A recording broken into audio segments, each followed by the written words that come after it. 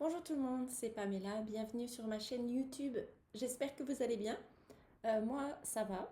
L'année scolaire japonaise est enfin terminée, mais je ne suis pas pour autant en vacances puisque la nouvelle année scolaire va commencer très bientôt, au début du mois d'avril, et donc on a tout un tas de choses à préparer, notamment l'emploi du temps. Donc, je suis encore pas mal occupée en ce moment, mais un petit peu moins stressée que ces dernières semaines parce que je sais maintenant à quelle sauce je vais être mangée l'année prochaine et donc ça va mieux, ça va mieux. Alors, dans cette nouvelle vidéo, j'aimerais vous présenter 3 nouveaux romans, 2 romans japonais et un roman d'une autrice canadienne. On commence, je vous les montre tout de suite comme je fais d'habitude. Les 7 divinités du bonheur de Higashino Keigo. La papeterie Tsubaki de Ogawa Ito. Et enfin, Le temps du déluge de Margaret Atwood. Donc je vous les présente en détail tout de suite. Commençons tout de suite par les 7 divinités du bonheur de Higashino Keigo. Alors Higashino Keigo, c'est un auteur qui est assez connu en France puisque beaucoup de ses romans ont été traduits et publiés en français. Mais ce qu'il faut savoir, c'est que tous ces romans, ça reste quand même une toute petite partie de tout ce qu'il a pu écrire parce que c'est un auteur très prolifique. Higashino Keigo, il va publier peut-être un roman par an, parfois 2. Donc, si jamais vous venez au Japon et que vous visitez une librairie japonaise, il y a fort à parier que vous trouviez le dernier livre de Higashino Keigo bien mis en avant. Les 7 divinités du bonheur, c'est un roman qui date de 2011. Il nous parle de quoi? Alors, c'est l'histoire d'un homme qui, un soir, s'effondre au pied d'une statue de Kilin sur le pont Nihonbashi à Tokyo. Alors, Kilin, c'est une divinité qui vient de la mythologie chinoise. Elle est très populaire au Japon. On la retrouve notamment sur les bouteilles ou les canettes de bière Kilin, si jamais vous connaissez. Donc cet homme, il s'effondre, il a un couteau enfoncé dans la poitrine et il meurt lors de son transfert à l'hôpital. Alors, il y a un jeune homme qui est très vite suspecté d'être l'auteur du meurtre, sauf que quand la police va tenter de l'arrêter, lui, il va s'échapper, traverser la route et se faire renverser par un camion. Par la suite, il va tomber dans le coma. Donc, la police pourrait s'arrêter là, mais elle décide quand même de mener l'enquête. Et parmi les inspecteurs qui mènent l'enquête, on trouve l'inspecteur Kaga, c'est apparemment le héros d'une série, flanqué de son cousin Matsumiya, qui est lui aussi policier. Alors ils vont enquêter tous les deux pour essayer de savoir un petit peu déjà pourquoi la victime se trouvait dans le quartier de Nihonbashi, qui est éloigné à la fois de son domicile et de son lieu de travail. Et en enquêtant, ils vont découvrir que cet homme faisait le pèlerinage des 7 divinités du bonheur, d'où le titre du roman. Et puis, ils vont découvrir aussi qu'il s'était lancé dans la confection de grues en papier, de 1000 grues en papier. Alors, il faut savoir qu'il y a une croyance japonaise selon laquelle si on confectionne 1000 grues en papier, une personne malade va pouvoir guérir. Or, dans la famille de Monsieur Aoyagi, la victime, il n'y a personne qui est malade. Alors, pourquoi est-ce qu'il faisait ces grues en papier? Est-ce qu'il y a quelqu'un dans son entourage qu'on ne connaît pas qui serait malade? Est-ce que ça n'a strictement rien à voir avec la maladie? Et est-ce que ce pèlerinage des 7 divinités du bonheur et cette confection de grues en papier a un rapport avec son meurtre? La solution, ce serait quand même que le jeune homme qui a été renversé par un camion, désolé j'ai oublié son nom, je le reprends ici, Yashima Fuyuki, est-ce que c'est lui? Il est quand même, il y a quand même une possibilité que ce soit lui puisqu'il avait des raisons en fait d'en vouloir à monsieur Aoyagi. Néanmoins, l'inspecteur Kaga et l'inspecteur Matsumiya vont quand même enquêter pour découvrir la vérité. Voilà, donc je vous en dis pas plus, histoire de ne pas vous gâcher l'intrigue. Qu'est-ce que j'ai pensé de ce roman? Alors, j'aime beaucoup les romans policiers, vous le savez, et puis celui-là, est-ce que je l'ai aimé? Oui.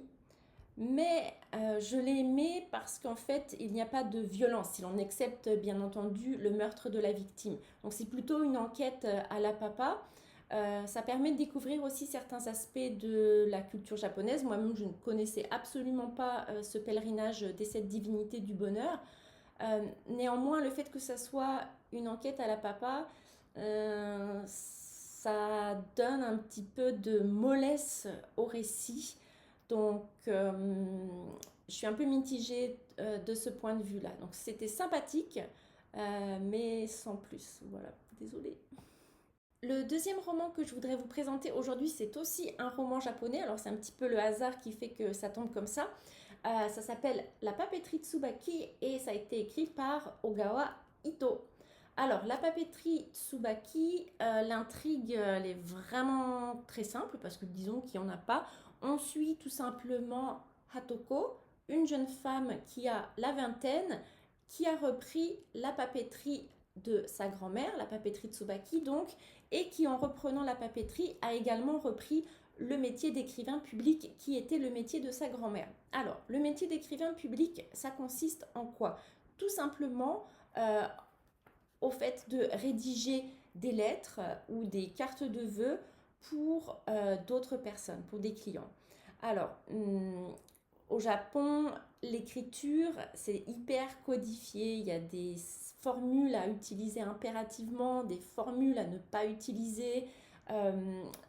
Même au niveau de l'encre, c'est très codifié. Par exemple, si vous écrivez une lettre de condoléances, vous devez écrire une lettre avec une encre très diluée, en fait, pour exprimer un petit peu votre tristesse, comme si vos larmes avaient coulé dans l'encre, en fait. Donc, c'est très codifié au niveau de la forme et au niveau du fond, et même pour les Japonais, c'est vraiment quelque chose de très compliqué. D'où le recours à un écrivain public pour un petit peu être tranquille. Alors, Hatoko, quel genre de lettre est-ce qu'on lui demande de rédiger? Alors, ça est très varié. Ça peut être par exemple une carte de condoléances, notamment pour un singe qui est décédé. On lui a aussi demandé de rédiger, petite fille lui a demandé de rédiger un mot d'amour pour son instituteur, ce que Hatoko a refusé de faire, heureusement. Une annonce de divorce, donc là encore c'est pas évident à rédiger, ou encore une lettre de refus de prêt. Donc Hatoko, elle vit seule, elle vit tranquillement, elle s'entend très bien avec sa voisine, Madame Barbara, elles vont souvent ensemble pour manger ou simplement prendre un café. Au cours de sa vie, elle va aussi rencontrer un homme un peu bourru qui s'appelle le baron, mais avec qui finalement elle va bien s'entendre, et une petite fille, Cupie, qu'elle va vraiment beaucoup aimer. Et donc, il ne se passe pas grand-chose dans ce roman. Donc moi, c'est quelque chose qui me pose un petit peu problème. J'ai besoin d'avoir quelque chose de plus consistant, surtout en ce moment. Néanmoins, ça n'a pas été une lecture désagréable du tout. Bien au contraire, c'était très très relaxant. J'ai trouvé beaucoup d'aspects très très intéressants, notamment la présentation de la ville de Kamakura. Alors, si vous avez l'occasion de la visiter, foncez parce que c'est vraiment une très belle ville. C'est une ville qui est chargée d'histoire. Vous y trouverez des temples à foison. Et puis aussi, c'est au bord de la mer, donc c'est vraiment très agréable. Moi, ça m'a donné envie de retourner à Kamakura. J'y suis déjà allée plusieurs fois. Mais cette fois, j'aimerais en fait me concentrer plus sur les temples qui sont moins connus, moins visités en fait. Donc ça, c'était le gros point positif de ce roman. L'autre point positif, c'est tout le détail par rapport à l'écriture, donc le choix du papier, de l'enveloppe, de l'encre, voire du timbre. C'était vraiment pour moi très intéressant. J'ai aussi beaucoup aimé tous les originaux écrits en japonais qui ont été insérés dans le récit. Donc je vous en donne un petit exemple. Ici, vous voyez, ça c'est l'original rédigé par Hatoko. Vous avez bien entendu aussi la traduction en français. Donc ça, j'ai trouvé ça très sympa. J'ai beaucoup aimé aussi le personnage de Madame Barbara, la voisine, qui est très gentille.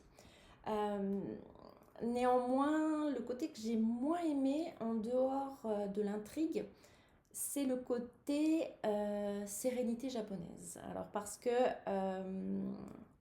moi, je vis ici depuis longtemps, je travaille ici depuis longtemps, je travaille énormément et j'ai vraiment absolument pas le temps euh, d'aller prendre un café, paresser, tout ça. Donc ça donne un petit peu pour moi une image un peu faussée du Japon.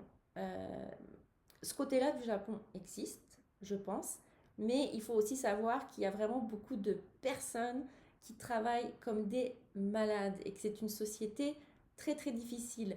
D'ailleurs, le fait d'avoir un système d'écriture très codifié, ça montre aussi toute la pression qui repose sur les épaules du japonais. Donc, en conclusion, c'est un roman sympathique, relaxant, mais c'est pas de la grande littérature. Voilà. Pour terminer, je vous parle de Le temps du déluge de l'autrice canadienne Margaret Atwood. Dans mon tout premier booktube, je crois que c'était mon tout premier booktube, je vous parlais avec beaucoup d'enthousiasme du premier tome de la trilogie Oryx et Crake intitulé Le Dernier Homme. Euh, J'avais vraiment beaucoup aimé. Dans ce premier tome, pour vous rappeler très rapidement de quoi ça parle, on suivait en fait Jimmy, le seul être humain à avoir survécu à une terrible épidémie. Néanmoins, Jimmy n'était pas seul sur Terre puisqu'il devait cohabiter avec tout un tas d'animaux génétiquement modifiés, génétiquement combinés, comme par exemple des loups-chiens ou des porcons. Donc ça vous donne un petit peu l'idée à quel genre d'animal on a affaire. Mais il y avait aussi une race d'êtres humains créés génétiquement par Crake, un ami de Jimmy. Et ces êtres humains-là s'appelaient des Crakers. Ce sont des êtres humains supposément parfaits. Ils ne connaissent pas l'envie, ils ne connaissent pas la jalousie, ils n'ont pas besoin de religion, etc. etc. Enfin, donc ils vivent aux côtés de Jimmy. Et à travers les souvenirs de Jimmy, en fait, on découvrait le monde d'avant l'épidémie. Alors, c'était déjà un monde qui était pas mal amoché. Et on découvrait aussi, finalement, qu'est-ce qui avait conduit à cette fameuse épidémie. Donc maintenant, je vous parle de Le temps du déluge, qui est le deuxième tome de la trilogie Oryx et Crake. Alors, je vais peut-être vous divulgacher un petit peu ce qui se passe dans le dernier homme. Donc, si jamais vous vous apprêtez à lire ce roman, arrêtez tout de suite la vidéo. Donc, dans le temps du déluge, on retrouve un monde tout à fait familier, mais qui s'intéresse à des personnages différents, deux femmes qui ont elles aussi survécu à l'épidémie, Toby et Len. Comme dans Le Dernier Homme, Margaret Atwood va alterner entre les souvenirs de ces deux femmes du monde d'avant l'épidémie et puis aussi dans leur vie actuelle où elles tentent tant bien que mal de survivre. Il faut savoir qu'elles ne sont pas ensemble, donc elles ne sont pas au courant que l'une et l'autre sont encore vivantes.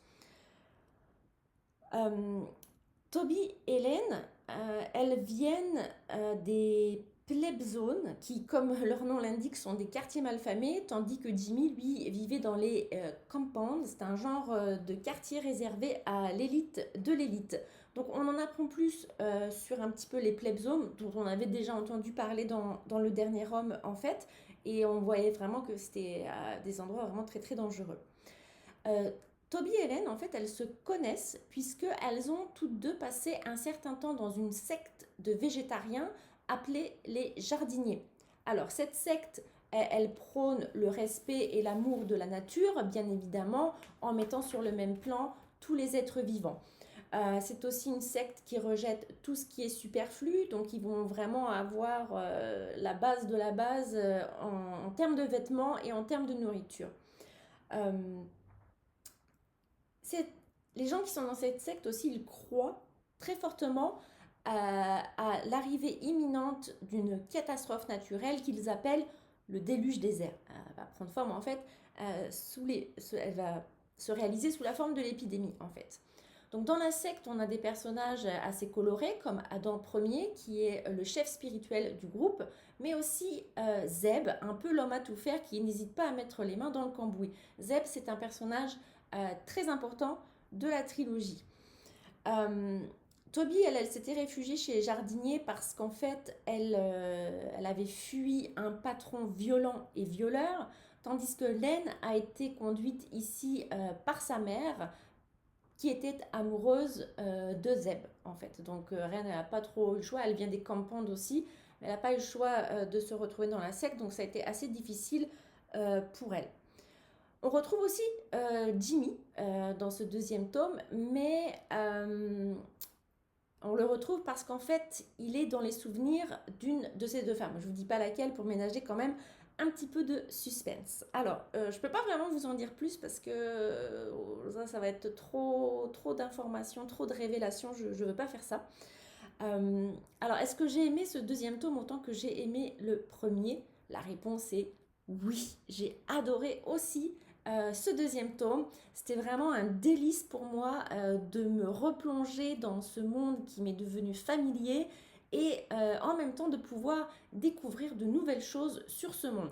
Je suis toujours autant éblouie par la capacité de Margaret Atwood à avoir créé un monde aussi complexe, aussi fascinant et surtout un monde qui tient la route. On a une intrigue qui est extraordinairement bien ficelée, tout s'emboîte parfaitement bien. Je vais vous donner un exemple. Dans le premier tome, Le Dernier Homme, il y a un moment, Jimmy va à l'université et il est en colocation avec une fille qui s'appelle Bernice, qui est une extrémiste écologiste. Et dans Le Dernier Homme, en fait, Bernice, elle est là une page, peut-être 2 pages, c'est tout. Mais dans Le Temps du Déluge, même si ce n'est pas un des personnages principaux, ça reste un personnage très important de l'histoire. Donc j'ai trouvé ça génial, cette façon de procéder. Donc j'ai adoré. J'ai qu'une hâte, c'est de lire le 3e et dernier tome de la trilogie. Ça s'appelle Madadam. Alors non seulement j'ai hâte de le lire, mais en plus je me suis dit que je relirais les 3 livres à la suite pour vraiment bien essayer de repérer tous les détails que j'ai manqués encore. Donc si vous aimez les dystopies, foncez sur la trilogie Oryx et Crake. Le premier tome, c'est Le Dernier Homme. Le second, Le Temps du Déluge. Et puis le dernier, je ne l'ai pas encore, mais ça va bientôt se faire, Madadam. Donc voilà, une super trilogie. Je vous la conseille très fortement. Voilà, il est temps pour moi de terminer cette vidéo. Je vous parle très rapidement de ma lecture en cours. Je viens juste de la commencer. C'est La Dernière Tentation de l'autrice écossaise Val McDermid. C'est un polar. C'est une autrice que j'aime bien. C'est comme c'est une série, et puis comme toutes les séries, il y a des hauts et des bas. Pour l'instant, j'aime assez. Dans ma pile à lire, on trouve aussi, je me pousse un petit peu, les romans que vous voyez derrière moi. Je pense que je vais les lire dans cet ordre-là. Voilà, j'ai pas décidé encore, mais ce sera probablement comme ça. Donc, je vous en reparlerai dans une prochaine vidéo. En attendant, si vous avez des questions ou des commentaires sur les livres que j'ai présentés aujourd'hui, ou même si vous avez des livres à me suggérer, je suis toujours preneuse parce que comme vous le savez, je ne peux pas visiter les librairies françaises, donc je ne peux pas voir quels livres sont sortis en français. Ça me ferait vraiment plaisir si vous aviez des livres à me suggérer. Alors je vous souhaite une belle fin de semaine et puis je vous dis à bientôt. Matane!